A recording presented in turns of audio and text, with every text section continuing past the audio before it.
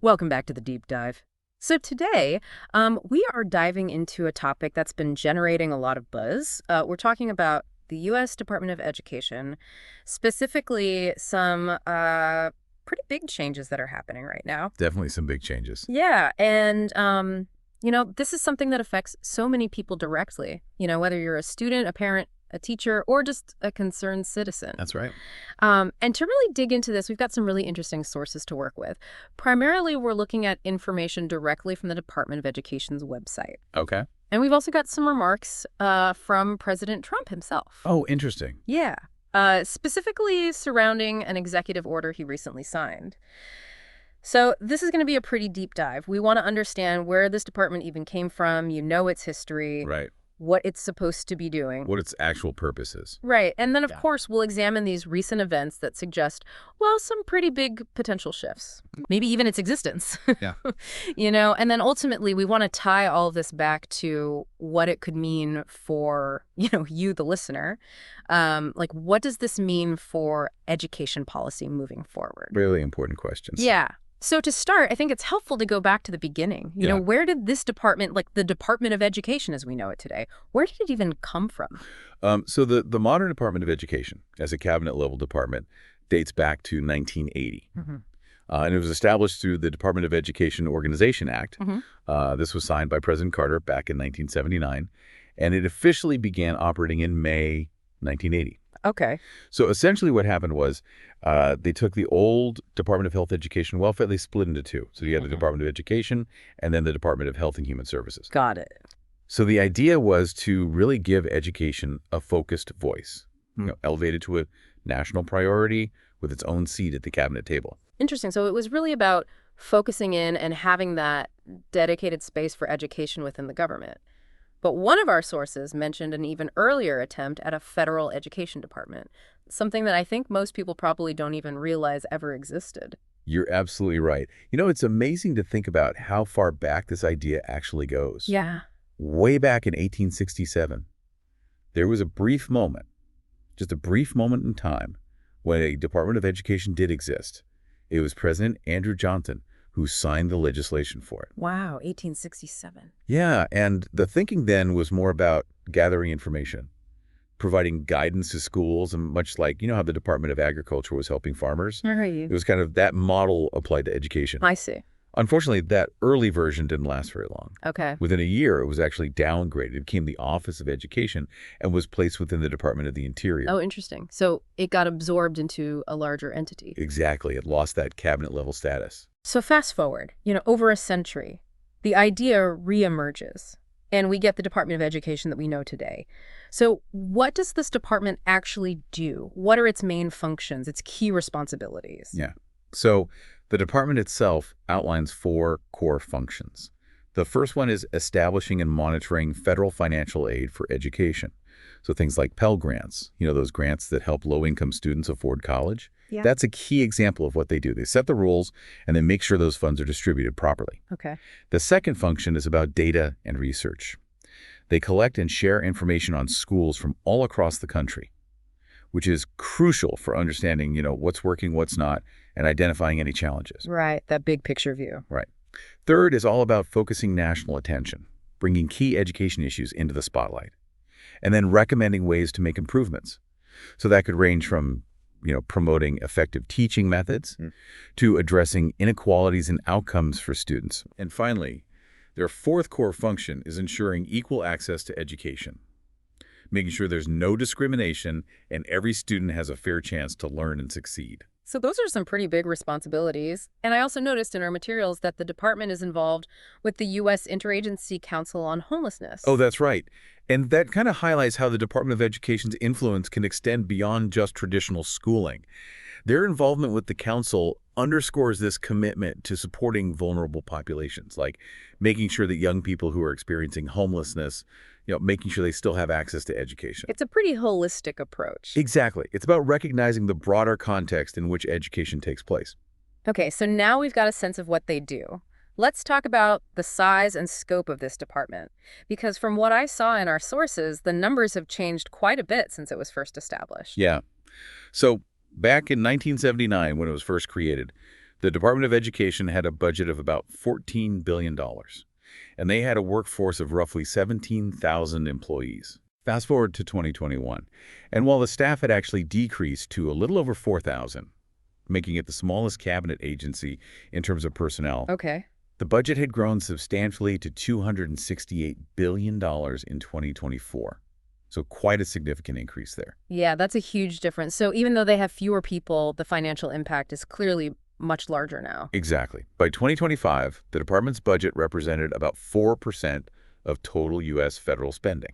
Wow. Okay. So that brings us to these recent events. March 2025 seems to have been a pretty eventful month, especially with the creation of that new Department of Government Efficiency. And then, of course, the subsequent actions taken regarding the Department of Education, a lot happening all at once. It was a really pivotal period. So following the creation of the Department of Government Efficiency on March 11th, the Department of Education announced a significant workforce reduction.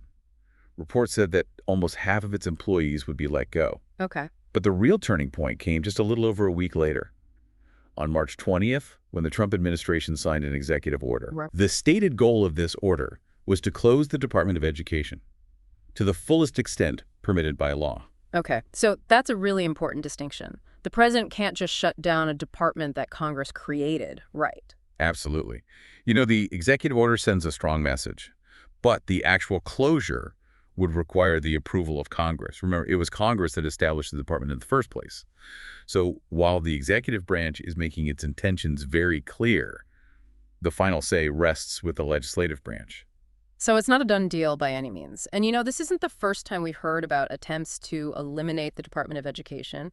It seems like there's a pretty long history of opposition, particularly from the Republican side. You're absolutely right. That opposition goes all the way back to the department's creation in 1980. Hey. Stemming from a fundamental belief among many conservatives, the idea that education should be primarily a state and local responsibility. They see federal involvement as overreach. And that perspective has persisted within the Republican Party for a long time. President Reagan. You might remember during his 1980 campaign, he promised to get rid of the department. Yeah. And even in his 1982 State of the Union address, he pledged to dismantle it. However, despite facing a Democratic-controlled House of Representatives, he wasn't actually able to achieve that goal. It's interesting how those political stances can evolve over time. Our sources mention that by the time George H.W. Bush became president, the Republican approach to education had seemed to shift a bit. Yeah. They were more in line with Democrats on certain initiatives. It's fascinating, right? You see these moments of consensus, but then the pendulum swings back. Despite that period of relative agreement, the push to abolish the Department of Education reemerged with a vengeance in the 1990s, specifically with the Gingrich-led Congress.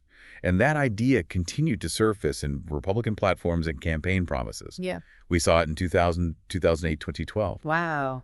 So while the intensity might have fluctuated, the underlying desire to reduce the federal role in education has been remarkably consistent for a significant portion of the Republican Party. And our sources suggest that those efforts gain even more traction recently, particularly around the time of the coronavirus pandemic. Absolutely. The pandemic and the subsequent school shutdowns acted as a catalyst. You had the rise of this parental rights movement, fueled by concerns over pandemic-related school policies. There was growing opposition to certain progressive policies, particularly those related to curriculum content and LGBTQ inclusivity. Some argued that these were infringing on parental rights. All of this together created a much more receptive environment for those advocating for a smaller federal footprint in education. Right. And then there's this thing called Project 2025. Yeah. Can you explain a little bit about what that is and how it connects to what we're seeing now? So Project 2025, think of it as this detailed policy blueprint. It was put together by a coalition of conservative organizations, and they outlined their goals for all sorts of government departments if a Republican administration were to come into power. And they really zeroed in on the Department of Education. I mean, their goals were really ambitious, not just closing the department, but also pushing for privatization of public schools, eliminating subsidized school lunches, creating a standardized conservative curriculum for all public schools, and even potential teacher layoffs. It's been pointed out that some of President Trump's recent policies and his stated objectives seem to align pretty closely with the vision laid out in Project 2025. So this blueprint seems to be influencing the direction things are heading in. But what about the American people as a whole? Do they actually support closing the Department of Education? Well, if we look at the polls from February, March of 2025, Hmm. it doesn't seem like that idea is very popular. Several polls indicated that roughly two-thirds of Americans oppose shutting down the department. Okay. And it's probably no surprise that educators and organizations like the National Education Association or the NEA, Mm. which represents millions of teachers, they've also expressed strong opposition. Right. They're worried about the potential negative impact on students, especially those in low-income communities, those who rely heavily on federal support and services. Yeah, that makes sense. So let's shift our focus to the Trump administration specifically. Linda McMahon was appointed as the new Secretary of Education in early March 2025. And President Trump didn't mince words about what he wanted her to do in that role. No, he did not. Linda McMahon was sworn in on March 3rd as the 13th Secretary of Education. And President Trump very clearly stated that her main job was to oversee the closure of the department. He even said he wanted her to put herself out of a job. Wow. And for her part, Secretary McMahon echoed that sentiment. When asked directly about the department's necessity, she replied simply, "It's not needed." Okay. So, back to that executive order signed on March 20th. We've already established that it's not a guarantee of closure. There are still hurdles to overcome. Yes, exactly. The executive order essentially directs the Secretary of Education to facilitate the closure, to return authority over education back to the states and local communities. But as NBC News pointed out, given the narrow Republican majority in Congress at the time, getting the necessary votes from Democrats to pass legislation fully closing the department would likely be a huge challenge. So it's immediate closure. Well, at the time, it seemed pretty unlikely. And in addition to that executive order, there were also those reports about substantial staff cuts within the department. Right. So back in February 2025, the Department of Education had offered its staff incentives for early resignation or retirement. Then in March came the announcement. They were planning to slash the workforce by a whopping 50%. Wow. And these actions were taken before Congress even approved a full closure. So, what have been the immediate consequences of all this downsizing? Which parts of the department were hit the hardest? Initial reports about the layoffs indicated that the majority of the cuts were concentrated in two key areas: the Office of Federal Student Aid and the Office for Civil Rights. The Office of Federal Student Aid. Well, they're responsible for managing student loans and overseeing the distribution of financial aid. Now, Secretary McMahon stated that funds allocated by Congress, things like financial aid, those wouldn't be affected. Okay.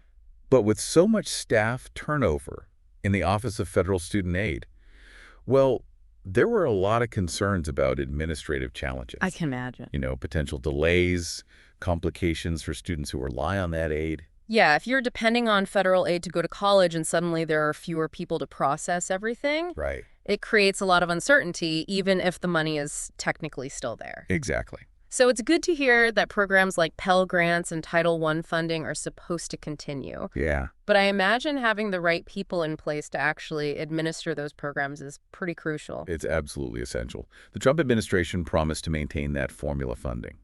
For programs like Title I, which helps schools with high concentrations of students from disadvantaged backgrounds, and for the Rural Education Achievement Program, REAP. REAP. But the layoffs really hit the staff who are actually running these programs hard. The sources we looked at pointed out that a lot of statisticians and data experts who work with these programs, well, they were let go, Oh, wow. which raises concerns about the department's ability to effectively manage and oversee those programs going forward. Right, because you need those people to track the data and ensure everything is running smoothly. Exactly. You can't just have the money sitting there. You need the expertise to make sure it's being used effectively. And we can't forget about the massive responsibility the department has when it comes to federal student loans. That's a huge one, especially for our listeners. Yeah. Because many of them might be directly affected by this. The Department of Education, they oversee the lending of billions of dollars in student loans. Wow. And the collection process for the roughly $1.7 trillion in outstanding loans, held by more than 40 million borrowers as of March 2025. And then on March 21st, they made an announcement that the management of those federal student loans and special needs programs, well, that would be shifted to other departments. Oh, wow. So who's going to be handling those now? So the Small Business Administration, they're going to be taking over student loans Okay. and Health and Human Services. They're going to be handling special needs programs. This shift, it represents a really significant consequence of these changes. It's a huge change for sure. And I'm guessing these developments didn't go over well with everyone. No, they did not. Democratic senators like Elizabeth Warren, Bernie Sanders, and Representative Bobby Scott, They all voiced major concerns about those mass layoffs. They're really urging Secretary McMahon to bring those employees back. They argued that dismantling the department would only make existing inequalities worse and put vulnerable student populations at an even greater disadvantage. Derek Johnson, the president of the NAACP, he went even further. He characterized these actions as an attempt to actually dismantle core aspects of democracy itself. So some pretty strong reactions. To really get a grasp on the scope of all this, I think it would be helpful to just touch briefly on how the Department of Education is actually structured and how its budget is allocated. Okay, so the Department of Education has a fairly typical structure for a cabinet-level department. Yeah. You have the Secretary of Education at the top. Then you have a deputy secretary and an undersecretary below them. You have all these various offices and initiatives that cover a wide range of areas, from civil rights to federal student aid to the Institute of Education Sciences. And if you look at the fiscal year 2024 budget, the biggest chunk, a full 59%, was allocated to the Office of Federal Student Aid, then Title I grants. They came in at 30.5%, and special education programs got 7.6%. The remaining 2.9% went to other programs. The total discretionary spending for that year was over $79 billion. And as we mentioned earlier, the department also holds about $1.7 trillion in federal student loan debt. So these numbers just highlight how big this agency's operations are and the significant financial impact they have. It's a lot to take in. Okay, so finally, let's hear directly from President Trump. What was his perspective on all of this? We've got those remarks from the executive order signing. Yeah. So President Trump, he framed the signing as a long overdue action. He called it a very historic action, 45 years in the making, referencing how long the department has been around. He said that everybody knows it's right to get rid of the department. He even implied that Democrats secretly agreed, but just wouldn't admit it publicly. He expressed a lot of dissatisfaction with the state of education in the U.S. He said that despite spending more money per student than any other country, America's ranking in terms of educational achievement, well, it's not great. Yeah. He pointed out some pretty concerning statistics. He said that 70% of 8th graders are not proficient in reading or math, and that 40% of 4th graders lack basic reading skills. He even brought up the example of Baltimore high schools, where he claimed a significant percentage have 0 students proficient in basic mathematics. Wow. So he's painting a pretty dire picture of the current situation. He was, and he called these breathtaking failures. He also pointed out that the department's discretionary budget had ballooned since its creation, despite what he saw as a lack of progress. But he did assure listeners that certain key functions would continue, although maybe under different management. That's right. He emphasized that programs like Pell Grants, Title I funding, and resources for children with disabilities and special needs, he said all those would be fully preserved and just redistributed to other agencies and departments. He specifically mentioned that those programs would be taken care of by other parts of the government. So his vision for the future of education seems to really emphasize the role of individual states. Absolutely. He stated very clearly that he wants to give control of education back to the states, expressing his belief that governors can do a much better job. He even suggested that this shift could potentially bring U.S. education levels up to par with the highest performing countries in the world. And he didn't forget about teachers. He acknowledged that they're among the most important people and said they would be taken care of. Ultimately, he said that he hopes for a future where children are well educated and love going to school. He closed by stating that this was something people have wanted to do for decades and that no previous president had actually done it. So a central part of his argument seems to be that just throwing money at the problem doesn't guarantee better results. Exactly. And that maybe a more localized approach could actually be more effective. Right. He was very critical of the current system. He directly compared U.S. education spending to that of other countries, pointing out that the U.S. spends the most, but the results, well, they're not matching up. He believes that by returning those decisions about education to the states, costs could be cut in half, and the quality of education could improve significantly. So it's a pretty bold vision, and time will tell how it all plays out. Absolutely. Well, to sum up our deep dive today, we've explored a lot of ground. We looked at the history of the Department of Education, how it came to be, its main responsibilities, and how much it's grown over the years. Right. Then we examined this recent executive order that aims to close the department, the major staff reductions that have already happened, Right. the potential impact on students, and the very different reactions all of this has generated. So much to unpack. It is. And we can't forget that the future of the department is still very uncertain. While the executive order lays out the path the executive branch wants to take, The ultimate decision about the Department of Education's fate rests with Congress. So a lot is still hanging in the balance.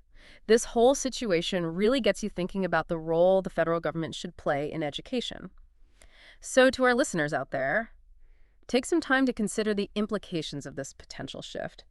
What if federal involvement in education was dramatically scaled back and control was largely handed over to states and local communities?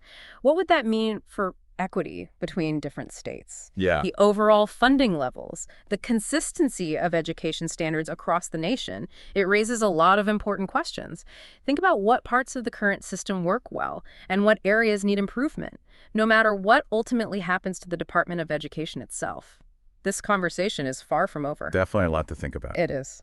All right, thanks for joining us on the Deep Dive today. We'll be back soon with another deep dive into a different topic. Until then, keep those minds curious.